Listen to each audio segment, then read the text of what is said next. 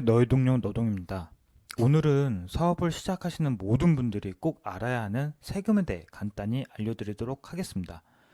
해당 내용은 사업 소득에 대한 내용이고요. 이 영상을 보시면 매출 장부를 왜 써야 하는지, 왜 사업자마다 카드를 별도로 관리하는지, 종합소득세와 부가가치세에 대해서 아실 수 있습니다. 사업을 하시거나 시작하시는 분들께는 꼭 필요한 내용입니다. 종합소득세에 대해서 설명드리겠습니다. 종합소득세란 말 그대로 종합적인 소득에 대한 세금입니다. 우리는 1년에 한 번 소득에 대한 세금을 내는데요. 근로자인 경우 즉 근로소득은 2월에 연말정산을 해주잖아요. 이게 바로 근로소득에 대한 종합소득세를 의미합니다. 과세기간은 1월 1일부터 12월 31일에 대한 세금을 다음해 5월에 신고 납부를 합니다.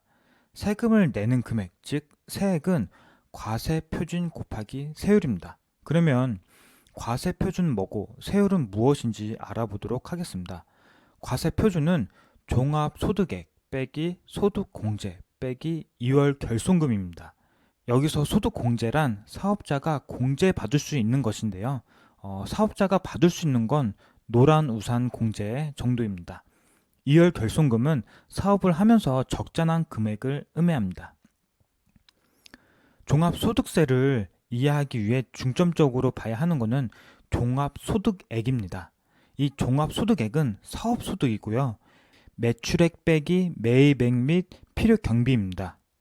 이해를 돕기 위해 아래에 빨간 칸과 같이 정리를 했습니다. 세액은 과세표준 곱하기 세율이고 과세표준은 종합소득액 빼기 소득공제 빼기 2월 결손금이다. 세율은 이 과세표준에 따라 세율이 달라집니다. 과세표준이 높아지면 세율도 높아집니다. 노란 우산 공제에 대해 간단히 말씀드리자면은 이제 사업소득이 4천만 원이 넘어갈 것 같다라고 하실 때 그때 이용하시면 됩니다. 그러면 노란 우산 공제에 납입한 금액을 사업소득에서 빼주게 됩니다. 그러면 과세표준이 낮아지기 때문에 세액이 낮아질 수 있습니다. 무튼 소득공제와 이월 결손금이라는 게 있다라는 정도만 이해하시면 되겠고요.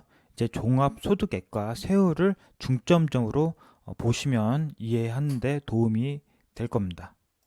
다음은 세율인데요. 과세 표준에 따라 세율이 달라집니다. 이렇게 달라지는 세율을 누진세율이라고 합니다. 매출이 많으면 많을수록 세율이 높아집니다. 즉 많이 벌면 벌수록 세금을 많이 내게 되겠죠. 다음은 예제입니다. 과세 표준은 사업소득이잖아요.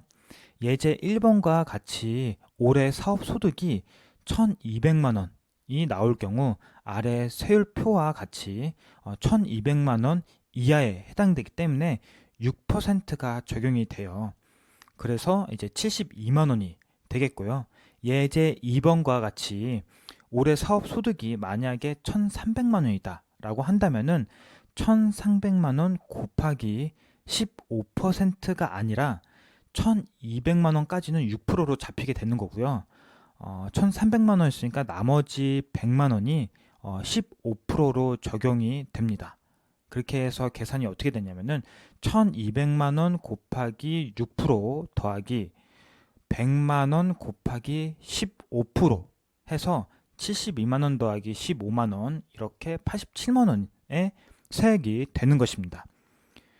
여기 보시면 표를 보시면 누진 공제액이라는 게 있는데 이 누진 공제액은 이러한 계산을 쉽게 하기 위해 표기된 금액으로 만약에 2번 예제와 같이 1,300만 원의 사업 소득이 나왔을 경우 1,300만 원에 여기서는 그냥 곱하기 15%에서 빼기 누진 공제액 여기에 15%에 해당되는 108만 원을 빼주게 되면은 세액이 됩니다. 이렇게 간편하게 계산할 수 있습니다. 간단히 정리하자면은 세액은 종합소득액 곱하기 세율이고 종합소득액은 총 수익금액 빼기 필요경비입니다. 즉 사업소득이 적으면 종합소득액을 적게 내고 크면 종합소득액을 많이 냅니다. 종합소득세를 절세하는 첫 번째 방법으로는 필요 경비를 최대한 챙긴다입니다. 종합소득액은 매출액 빼기 필요 경비입니다. 그러니 필요 경비를 최대한 정리를 잘 해서 빠짐없이 챙겨야 합니다. 팁으로 더 얘기를 하자면은 보통 사업자당 사업을 위해 카드를 하나씩 둬서 관리를 하는 이유는 자료 정리에 쉽기 때문입니다. 그렇다고 무조건 사업자당 하나씩 사용을 해야 된다라는 건 아니고요. 나중에 신고할 때 편하기 위해서 뿐입니다. 사업자마다 쓴 경비 처리 등 카드를 뭘 썼는지 잘 정리만 자세히 해 놓으시면 됩니다. 카드를 홈택스에 등록을 하면 매입에 대한 자료가 바로 등록이 돼서 정리가 쉬운 거거든요. 나중에 세금 낼 때 번거롭게 하지 않기 위해서 사업자를 위한 카드는 그 용도에 맞게만 사용하시면 좋습니다. 그렇지 않으면은 홈택스에서 나중에 한 개 한 개 수정을 해야 돼서 시간이 많이 들게 됩니다. 지출 경비 중 신용카드로 결제한 것이 아니면은 현금 영수증이라든지 지출 영수증을 꼭 받아서 정리를 해 두셔야 합니다. 첨언을 좀 더 하자면은 이 내용은 이제 종합소득세뿐만 아니라 부가가치세와 모두 관련 있는 내용에 대해서 말씀드릴 텐데요.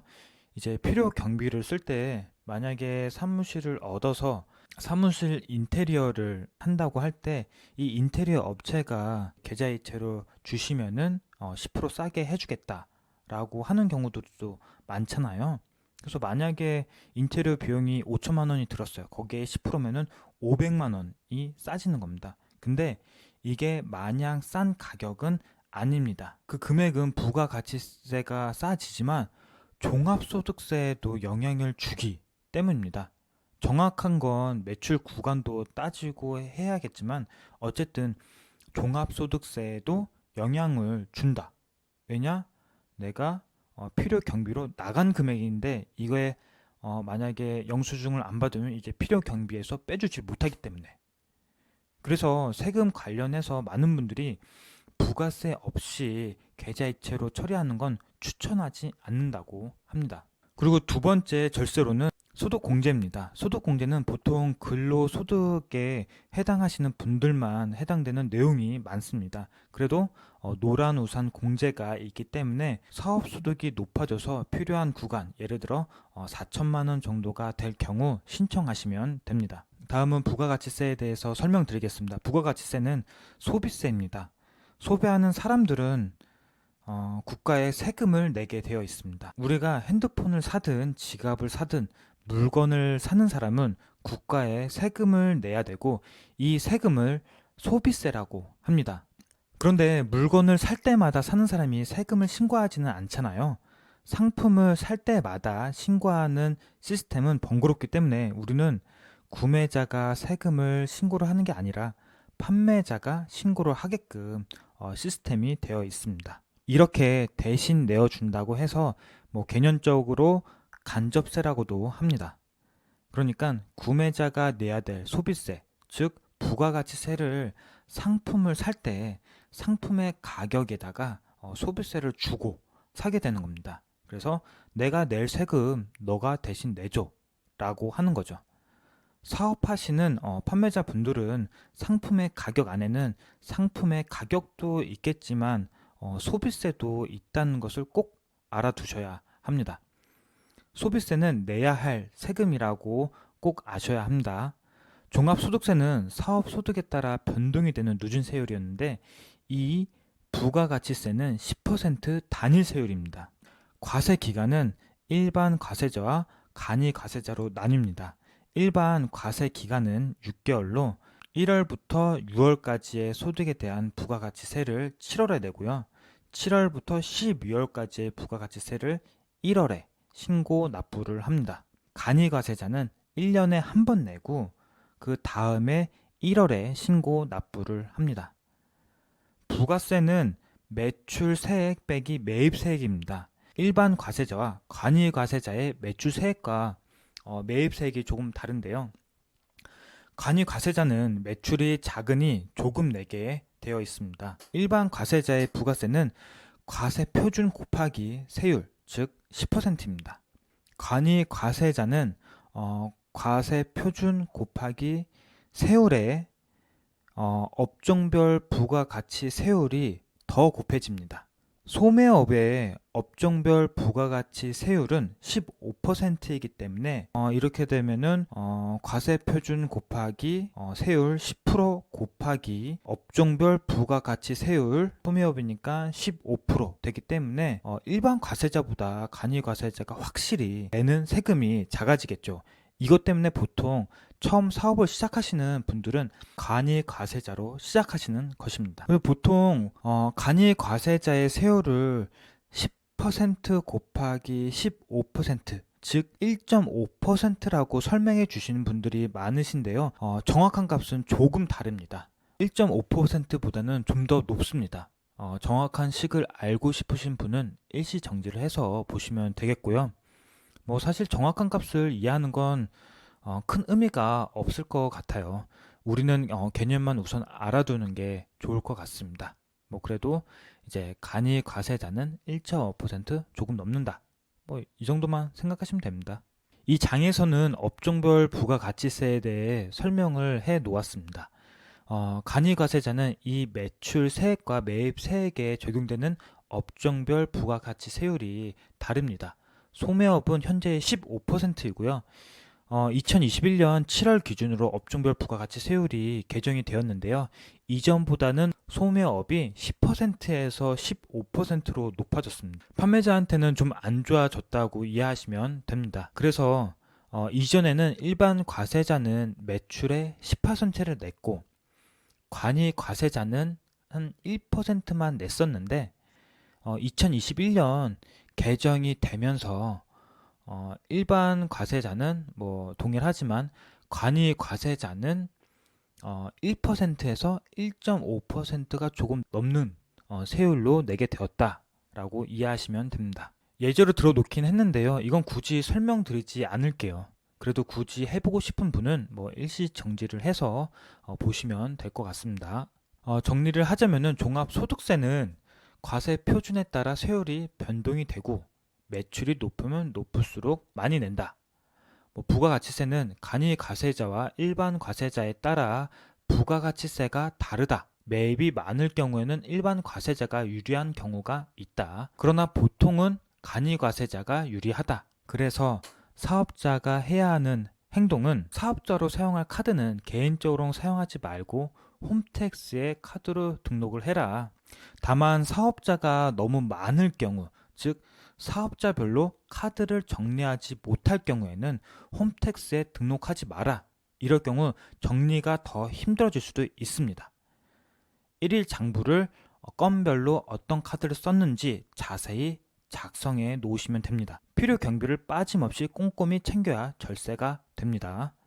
사업소득이 4천만 원 이상이 될 경우 노란 우산 공제를 알아보고 신청을 해야 합니다. 가장 중요한 말인데요. 연 매출이 이제 8천만 원 이상이면 간이 과세자에서 일반 과세자로 자동 변경된다 했는데 우리는 이런 거 뭐 크게 생각하지 말고 돈 많이 벌자. 돈 많이 벌어서 세금을 많이 낸다 할지언정 많이 벌자. 이제 사업하시는 대표님들 매출을 많이 올리셔서 부자 되셨으면 좋겠습니다. 행복한 하루 되세요. 감사합니다.